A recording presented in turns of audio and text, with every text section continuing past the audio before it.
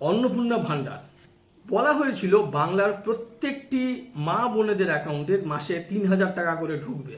আজকের দাঁড়িয়ে যখন বিজেপির ৩ মাস হয়ে গেল এই রাজ্যে, এই পশ্চিমবাংলায়, সেখানে কটা মা বোনেরা এই ৩,০০০ টাকা পেয়েছে বা কটা মা বোনেদের অ্যাকাউন্ট অন্নপূর্ণা ভাণ্ডারের জন্য অ্যাক্টিভ হয়েছে, হিসেবটা দেখাতে পারবেন? যেখানে 2,87,00,000 ফর্ম ফিল আপ হয়েছে, ফর্ম জমা পড়েছে এবং 26 লক্ষ ফর্ম বাতিল হয়ে গেছে, আর 1,15,00,000 ফর্ম হোল্ডে রয়েছে।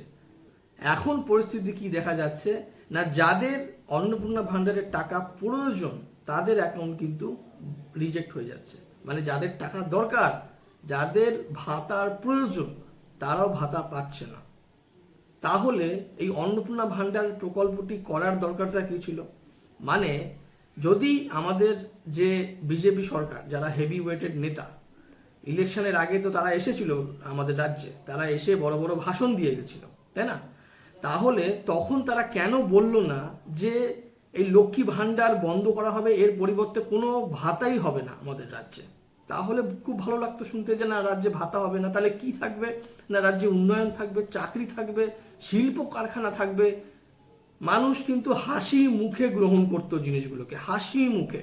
বাংলার মানুষ কি চায়? বাংলার মানুষ চায় উন্নয়ন, বাংলার মানুষ চায় উন্নতি, বাংলার মানুষ চায় চাকরি এবং শিল্প, যেটা আমাদের রাজ্যে হয়তো একটা সময় ছিল, আবার ধীরে ধীরে কিন্তু জিনিসগুলো চলে গেছে।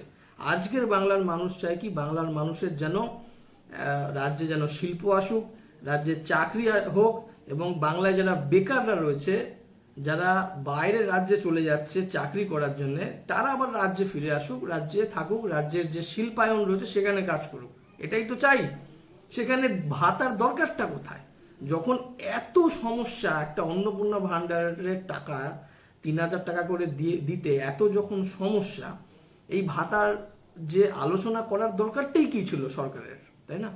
12 পাতার ফর্ম ফিল আপ করছেন, সেই ফর্মে আপনি নানা রকম নিজের যে প্রাইভেট ডিটেলসগুলো আপনি দিচ্ছেন সরকারকে, সরকার সেগুলো হাসি মুখে সেই ডিটেলসগুলো নিচ্ছে, নিয়ে আপনার ফর্মটাকে রিজেক্ট করে দিচ্ছে। এটাই সত্য, এটাই এখন চলছে জিনিসগুলো। আমি মাফ করবেন, আমি কিন্তু কোনো সরকারের বিরোধিতা করছি না, আমি বিজেপি সরকারের বিরোধিতা করছি না। বিজেপি সরকারের বিরোধিতা করে আমার কোনো লাভ নেই। আমাকে দয়া করে কোনো সরকারের মধ্যে রাখবেন না। আমি যেটা মানুষের জন্য ঠিক সে কথাটাই বলি। আজকে একটা ভিডিও আমি আপনাদেরকে দেখাবো, যদি আপনারা দেখেন বুঝতে পারবেন যে বাংলার মা বোনেদের কি পরিস্থিতি হচ্ছে এই অন্নপূর্ণা ভাণ্ডারের জন্য।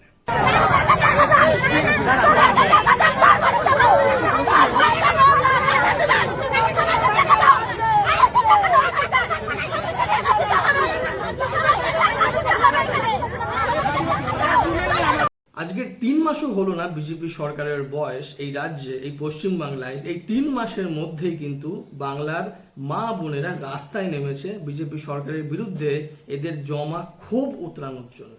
আজ বুঝতে পারছেন এরা 5টা বছর কিভাবে সরকার চালাবে?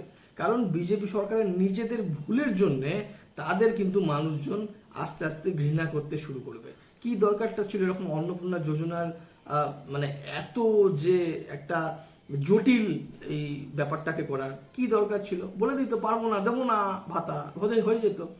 ভাতা দেবো না, দিতে পারবো না, আমরা উন্নয়ন করব, আমরা উন্নয়নের চেষ্টা করব, রাজ্যে শিল্প আনবো, রাজ্যে কারখানা আনবো, রাজ্যে আরও যেভাবে রাজ্যটাকে উন্নত করা যায় আমরা সেটা করব, কিন্তু আমরা ভাতা দেবো না, ফ্রিতে আমরা কাউকে খেতে দেবো না। হ্যাঁ, আপনার যদি শরীর খারাপ হয় তাহলে আমরা ফ্রিতে চিকিৎসার যে ব্যবস্থা করে দিতে পারি। আর কি চাই মানুষের?